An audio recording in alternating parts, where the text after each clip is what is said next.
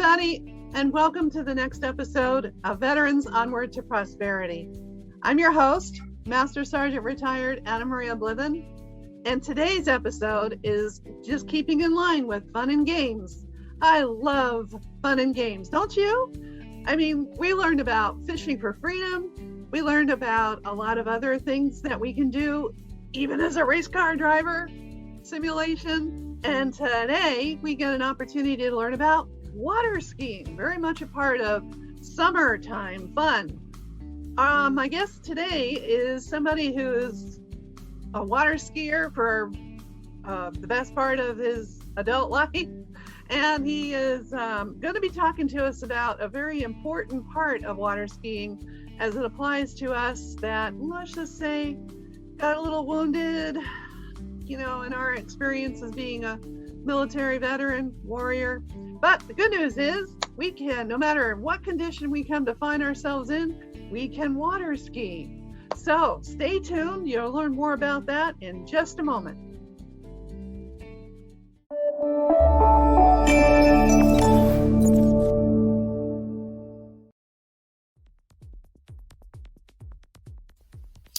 Hey everybody, join us for the Smash Party, nationwide Smash Party, to smash out all of our stress, the stress that has been accumulating for over the COVID-19 pandemic. Get it all out. Smash out that frustration, that disappointment, that anger. Get it all out. 15 minutes of smashing, and then we be calm. Breathe. I'm Zach Damon, host of the Disability Channel Detroit. Please join us at the Disability Channel and watch the Disability Channel Detroit for all your Michigan disability information.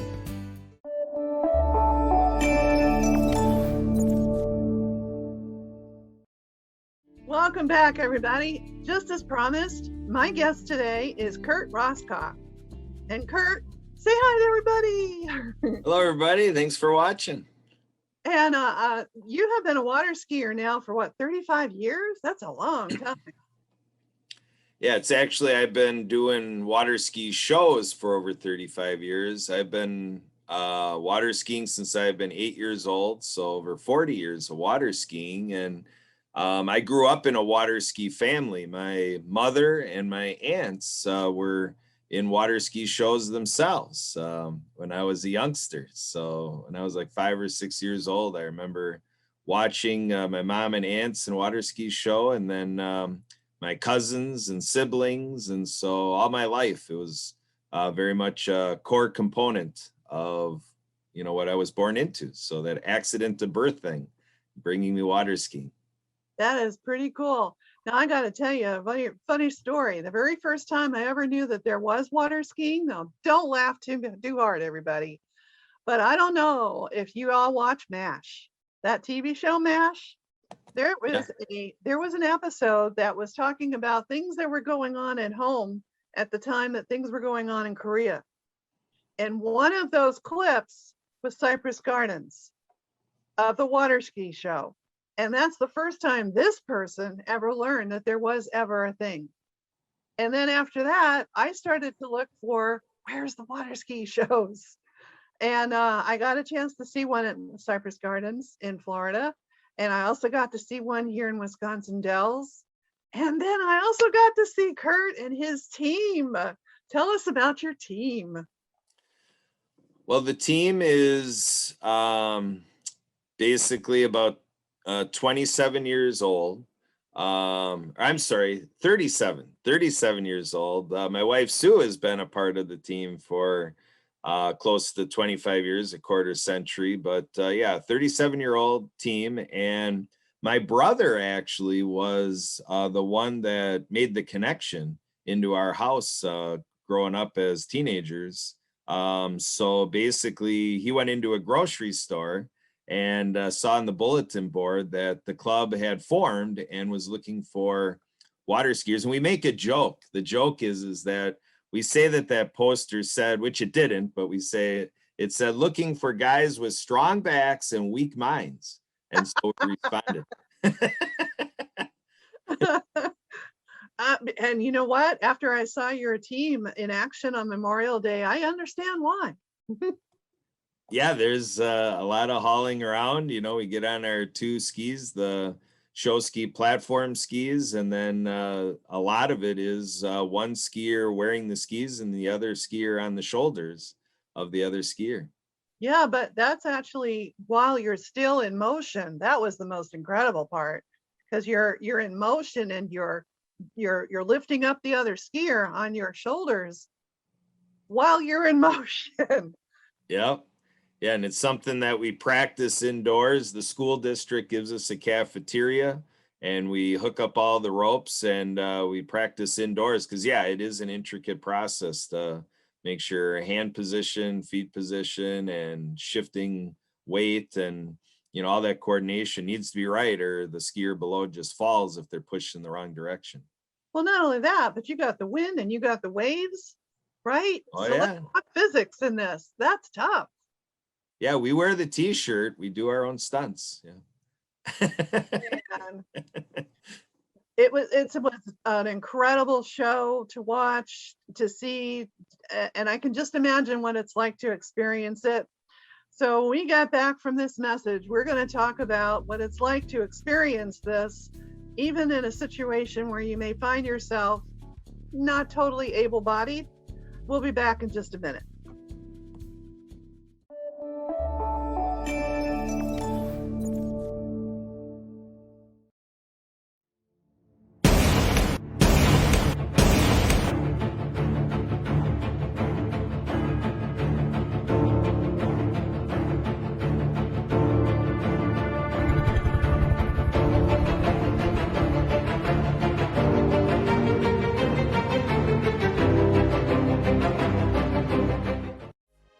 Hi, my name is Julia Grimaldi.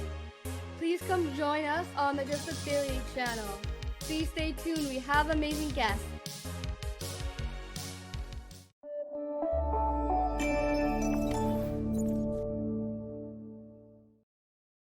And welcome back. This is Veterans Onward to Prosperity, and I'm your host, Master Sergeant Retired Anna Maria Blithen. And today's episode is about water skiing, and we have our guest, Kurt Roskopf, who is, let's just say, a veteran water skier. Kurt, thank you for coming on to the show today. Oh, you're very welcome. My pleasure. We're talking about one of my favorite subjects. So let's talk about how somebody, let's just say, came back from the theater, not able-bodied, something, is missing on their person, but they can still water ski. How is that possible?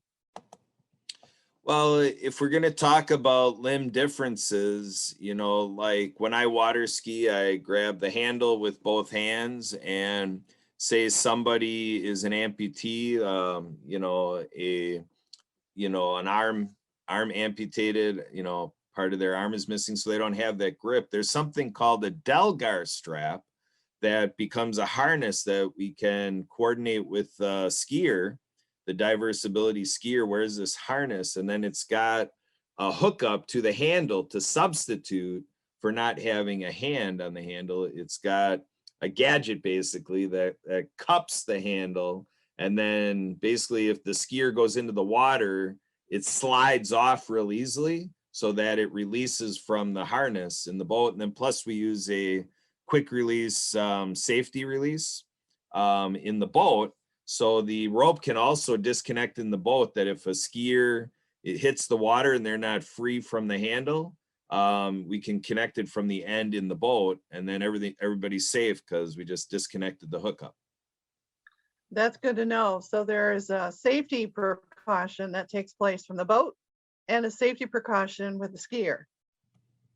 Yes. And then we also have a safety boat that is watching over the skiing take action. So if there's anything to respond to, it's almost like Baywatch, where we can kind of, come right in there and give a response with some almost like lifeguard, type of response for any assistance needed in the water.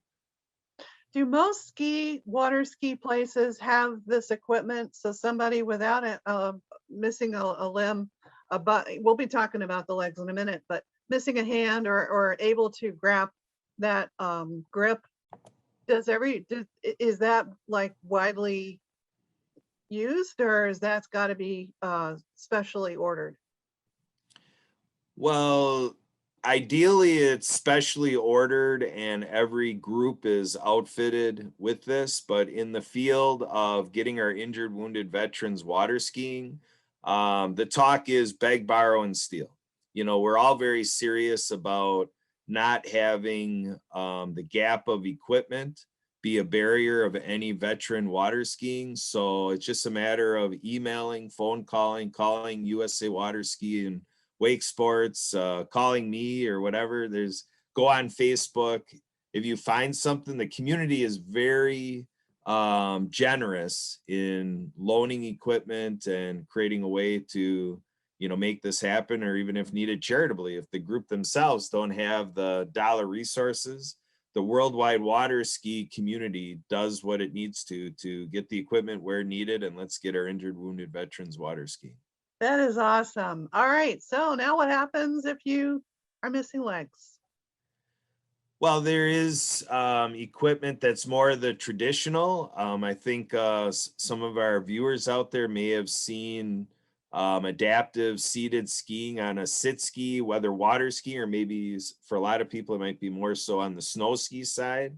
But if you've seen alpine downhill snow skiing on a sit ski, the water ski thing is very similar, just manufactured for, being in water and more closely to a water ski than a snow ski. But that sit ski format is the key, is that with it on top of the platform of the sit ski is what we call a cage. And it's just what has come to be called the seat. So instead of calling it a seat, they call it the cage. And basically the skier is not secured to the ski. So the skier is just positioned, it's coordination with the skier that the skier can maintain their seated position and not need to be attached to the ski, because that becomes dangerous if we attach the skier in any way and then they have a fall and then the whole thing is dragging and the ski is, attached. So basically if there's a fall, the skier needs to be able to be free floating in the water. And then we have side skiers. So there's able-bodied skiers on both sides of the skier, to have that immediate assist, and then also that safety boat to back everything up. And I call it the 3-second rule.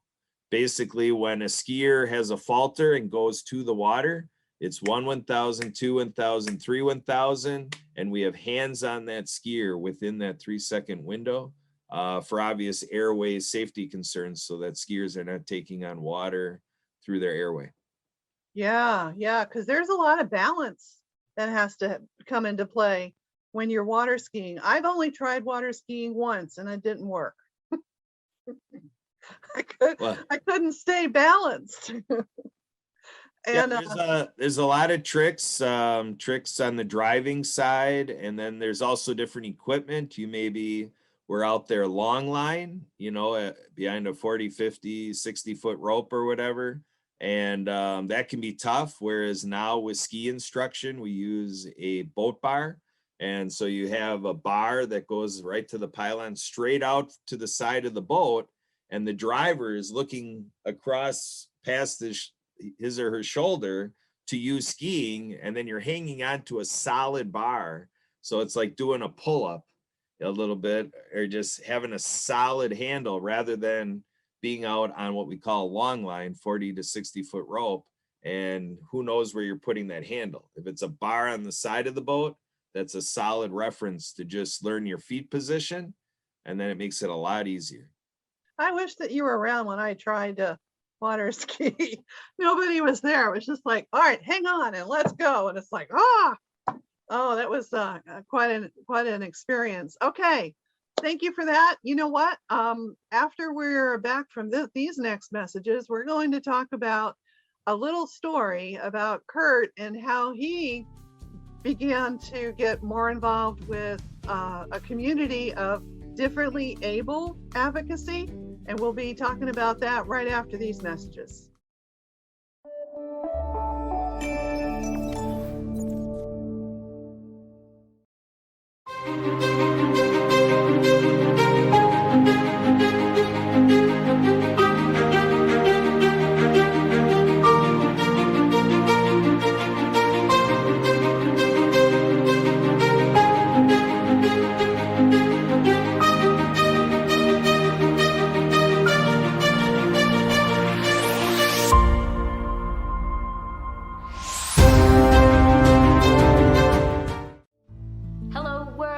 Unstoppable Tracy with the Disability Channel, inviting you to subscribe and watch live on Roku TV, on YouTube, on Restream, and also listen in Wisconsin Radio, Dave Stevens, all around the world.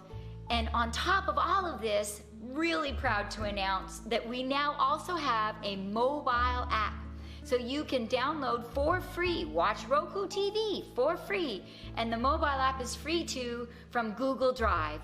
Be sure to download it and have it at your fingertips at all times.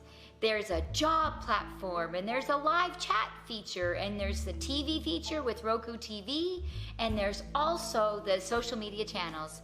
Take care, folks. Bye for now.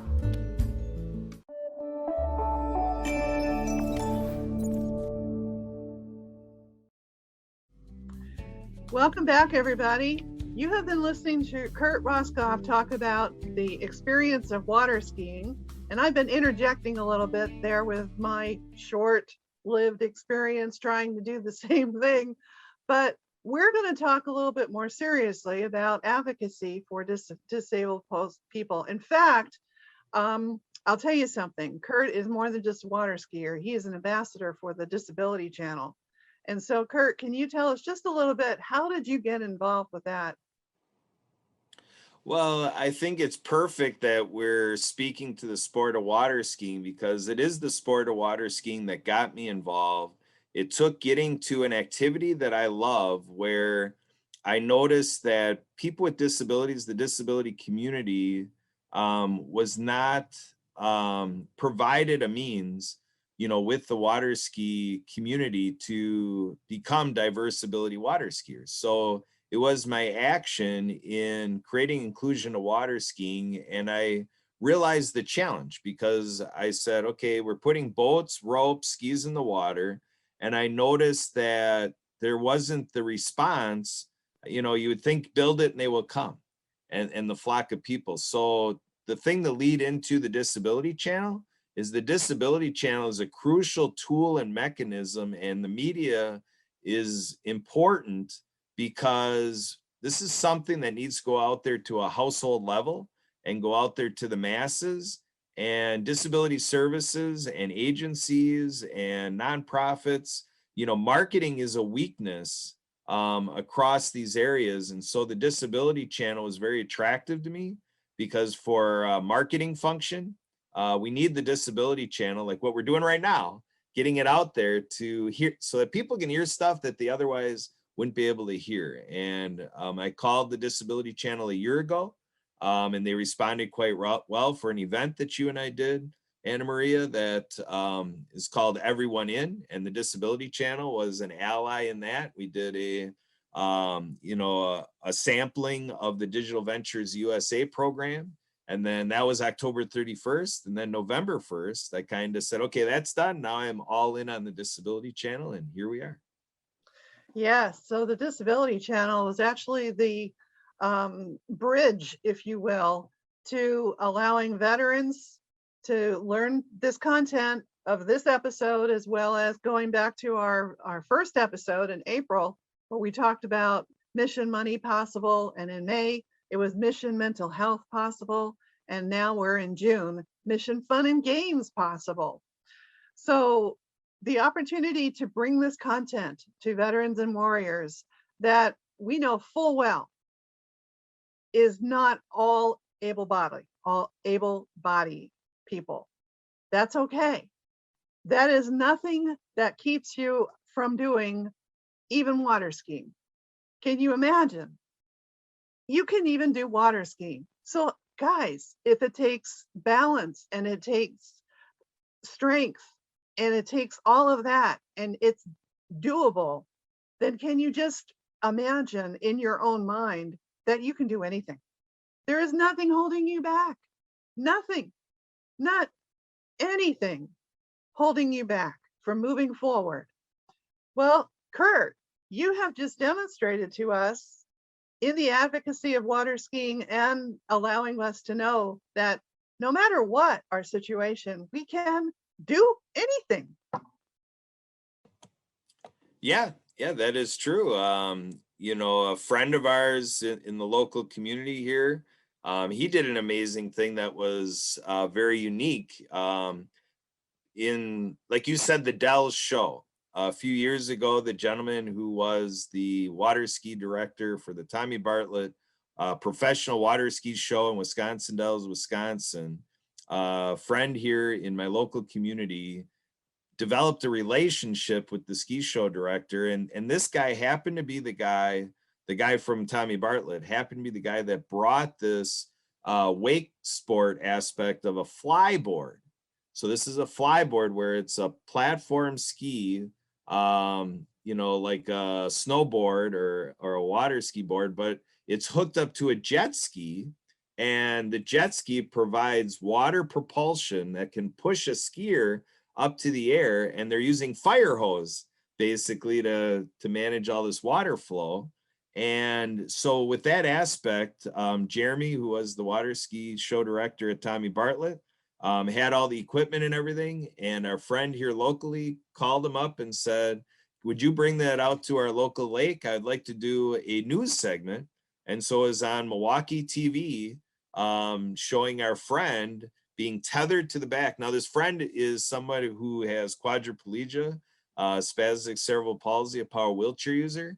So the flyboard is not suited to have somebody like him fly the board alone. But with Jeremy on there, the way he normally does, and then we tethered our friend to him, he was able to like give him a bear hug and then fly 15 feet into the air and then kind of porpoise through the air. It was a very unique spectacle. And to your point, it took a very, it took quite a bit of an open mind, a courageous mind, to say that he put his body, onto the back of another person and trusted all of us to safely take him 15 feet in the air and soaring all through the air above the water and even porpoising into the water a little bit. Wow. Just had a great time. And so that definitely is not a mindset of limitation, for sure. Not at all. No bounds attitude right there. No, a no bounds attitude. Wow. Just imagine what we could do every moment of every day with a no bounds attitude. Thank you, Kurt. Thank you so much for taking some time to be on this episode, telling us about water skiing and giving us just a glimpse of what it would our experience would be like if we had no bounds attitude. I'm going to borrow that. All right, we'll be right back in just a minute.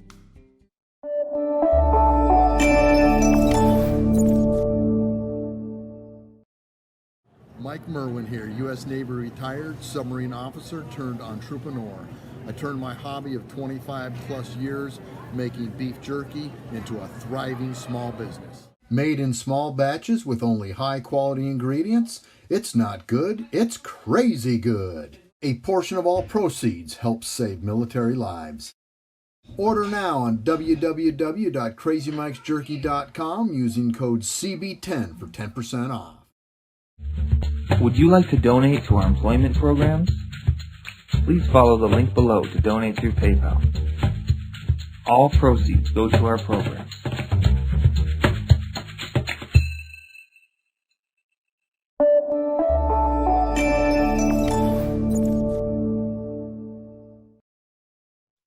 Thank you, Kurt, for being on this episode. And thank you, too, for letting us know that water skiing is available for everyone and in any condition. And the able thinking, even in times where we're feeling kind of stuck is very also inspirational. So I thank you for that. Thank you very much. Guys, I am reminding you that on July 2nd, we are going to smash out stress and meditate to make renew. And we're going to do it together. It's a live online event, and it's to smash out our stress, make renew, but also end homelessness. This is a fundraiser that we put together so that we can finally get to the point where anybody that is with housing insecurity doesn't have to have housing insecurity anymore.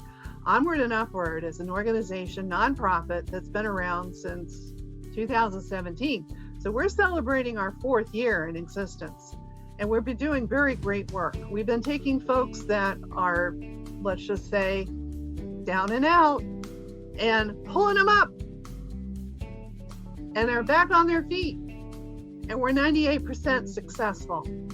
So if you want any reason to do a smash party other than take away your own stress, I'm giving you plenty, because there's a lot of folks that we've been helping get back on their feet, and they stay on their feet. They never become homeless again. They're self-sufficient and they're sustainable. So consider supporting us and smash out that stress and meditate to be made new. This has been Master Sergeant Anna Maria Blevin giving you all this wonderful content this episode. And next episode continues Fun and Games. So don't miss it. And until next week, be the best you can be.